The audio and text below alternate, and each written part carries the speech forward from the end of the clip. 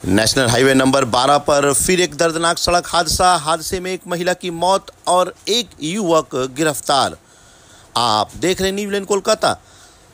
मकामी लोगों के अनुसार हर रात 12 नंबर नेशनल हाईवे पर बाइक रेसिंग होती है, लेकिन बारासात जिला पुलिस के ट्रैफिक विभाग को इसकी कोई परवाह नहीं है। लोकल लोगों का ये भी आरोप है कि प्रशासन को सूचना देने के बावजूद भी बाइक रेसिंग थमती नहीं है। इसी तरह गुरुवार रात भी नशे में धुत बाइक रेसर्स ने आतंक मचाया, जिसकी चपेट में आकर असीमा दास नामी एक महिला की मौत हो गई। मरने वाले दत्तोपुकुर मंडलगाछी की निवासी थी और नोआपाड़ा इलाके में पड़ोसी के घर जा रही थी। तभी बारासात नोआपाड़ा कालीबाड़ी प्राथमिक विद्यालय के सामने रेसिंग कर रहे कुछ बाइक में से एक ने संतुलन खोकर महिला को जोरदार टक्कर मार दी। मकामी लोगों ने तुरंत घायल महिला को बारासात मेडिकल कॉलेज पहुंचाया, जहां डॉक्टरों ने उसे मुर्दा करार दे दिया।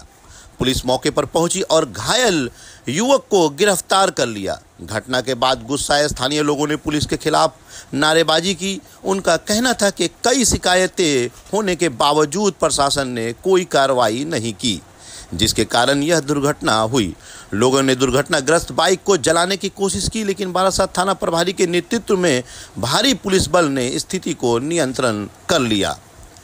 ऐसी तमाम तर खबरों के लिए आप देखते रहिए न्यूज़ लैन कोलकाता। हमारे चैनल को सब्सक्राइब कीजिए, फेसबुक पेज को लाइक कीजिए। आइए इस बारे में मकामी लोगों को क्या कहना है, पुलिस क्या कहती है, उनकी जबानी सुनते हैं।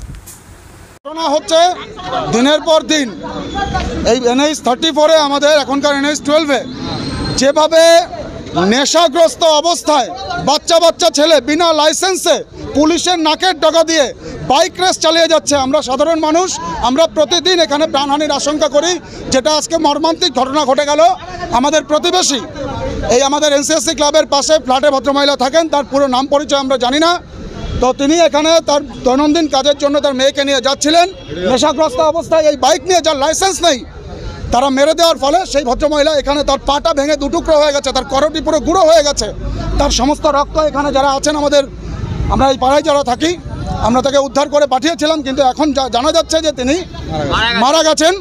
এবং সেই ছেলেটিকে এতটাই সে নেশাগ্রস্ত অবস্থায় আছে যে সে নিজের সম্পর্কে কিছু বলতে পারছে না। আমরা জেনেছি, তাকে পাঠিয়েছি, পুলিশকে ডেকেছি, পুলিশ তার অসহায়তা প্রকাশ করছে।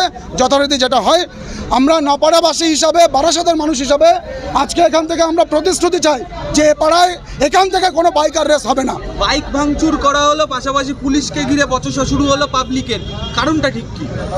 কারণ দিনের পর দিন পুলিশের নাকের ডগা দিয়েই তো এই যে বাইকার বাহিনী যারা আছে, যারা এই রাস্তা দিয়ে সন্ধ্যার পর থেকে যাদের দখলে চলে যাচ্ছে রাস্তা, আমাদের বোনেরা, আমাদের মায়েরা এবং আমরা তাদের পাশ থেকে যাওয়ার সাহস পাচ্ছি না। আমাদের প্রাণহানির আশঙ্কা রয়েছে 100%।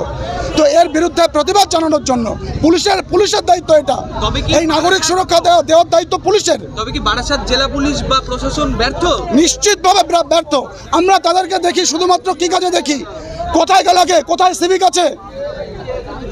ঘটনাটি যে মুহূর্তে ঘটে সেই মুহূর্তে আমার এই পার্শ্ববর্তী বাড়ি আমি সবে বাড়িতে ঢুকেছি, ভয়ঙ্কর আওয়াজ পেয়ে দৌড়ে আসি, এসে দেখি একজন মাঝবয়সী ভদ্রমহিলা তিনি রাস্তায় পড়ে রয়েছেন রক্তাক্ত। আশেপাশে বেশি লোকজন ছিল না, আমি চিৎকার করে লোকজন ডাকতে থাকি। দু একজন আসার পরে তাকে যখন তুললাম, তার মাথা সম্পূর্ণভাবে মাথার এখান থেকে ফাল হয়ে গেছে। মাথার পেছনে ধরতে গেলাম, দেখলাম তার মাথার পেছন থেকে হাত ঢুকে যাচ্ছে, ডান পাটা এরকম দলা পাকিয়ে গেছে। ভদ্রমহিলা এরকম মুখ থেকে অনর্গল রক্ত বেরোচ্ছে। সেই অবস্থায় কোনো রকমে কাপড় টাপড় দিয়ে, মাথার ওনার মেয়ে ছিল সাথে, কাপড় টাপড় দিয়ে বেঁধে একটা টোটো, পথ চলতি টোটোকে দাঁড় করিয়ে আমরা তাকে হসপিটালে পাঠালাম। এখন তো তার কিছুক্ষণের মধ্যেই খবর পাচ্ছি, আমি জানি না এই খবর ঠিক কিনা, যে তিনি মারা গেছেন। যে মহিলার এই দুর্ঘটনা ঘটেছে তাকে কি আপনারা চেনেন? না, আমরা চিনি না। শুনলাম তার মেয়ের কাছে, তার বাড়ি দত্তপুকুর, খুব সম্ভবত আমাদের এই পাশের ফ্ল্যাটে ওনার আর এক মেয়ের বাড়ি। উনি সেখানে এসেছিলেন, হেঁটে যাচ্ছেন, রাস্তার একদম বাঁ দিক থেকে হেঁটে যাচ্ছে। অ্যাক্সিডেন্ট ভয়াবহ। এবার এই অ্যাক্সিডেন্টের কারণ কি? দিনের পর দিন এখানে রাত্রি 7টা বাজলেই এই বাইকের কি বলে এদেরকে, রেস বাইকের রেস চলে, বেপরোয়া গতিতে বাইক, কাউকে মানে না, কোনো ট্রাফিক, কোনো পুলিশ মানে না, বেপরোয়া গতি, বেপরোয়া সাইলেন্সারের আওয়াজ, এই নিয়ে দিনের পর দিন চলতে থাকে।